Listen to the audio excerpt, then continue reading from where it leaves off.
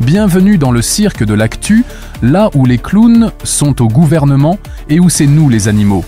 Cette semaine, le numéro 1 du trapèze sans filet, notre Manu national, a sorti sa plus belle pirouette. La guerre est là, qu'il dit.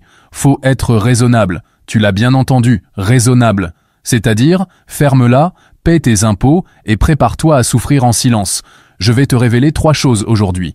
D'abord, comment ce discours de la peur est juste un écran de fumée pour te faire les poches. Ensuite, le vrai chiffre de la retraite qu'il nous prépare en douce, et crois-moi, ça va te donner envie de déménager en EHPAD tout de suite. Et le troisième, c'est le tour de passe-passe final, la raison pour laquelle il joue les gros bras à l'international. Ça n'a rien à voir avec l'Ukraine et tout à voir avec ton bulletin de salaire. Alors, je te suggère de t'abonner maintenant. Sinon, la bombe que je lâche dans 2 minutes, tu vas la prendre en pleine poire sans anesthésie. Lâche en com le nom de la dernière mesure qui t'a fait hurler, qu'on se sente moins seul. Et partage ça à ton pote qui pense encore que voter, ça change quelque chose. Allez, c'est parti. Mardi, le chef de l'État nous sert son plat préféré. La peur. La guerre est là.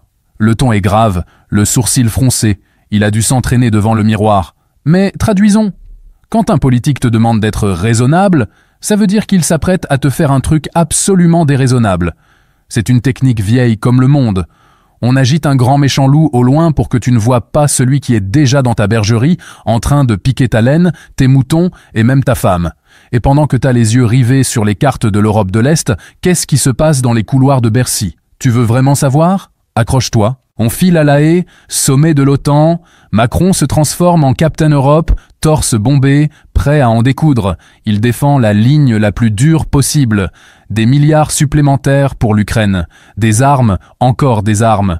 On dirait un gamin qui a eu une nouvelle carte bleue et qui flambe au magasin de jouets pour adultes. Sauf que la carte bleue, c'est la tienne. Tu trouves ça normal, toi, qu'on signe des chèques avec des zéros à n'en plus finir pour un conflit à des milliers de kilomètres, pendant qu'ici on te dit qu'il n'y a plus d'argent pour les hôpitaux? Pour les écoles? Pour les retraites? Ah, les retraites. J'y viens. T'es prêt pour la révélation numéro 2?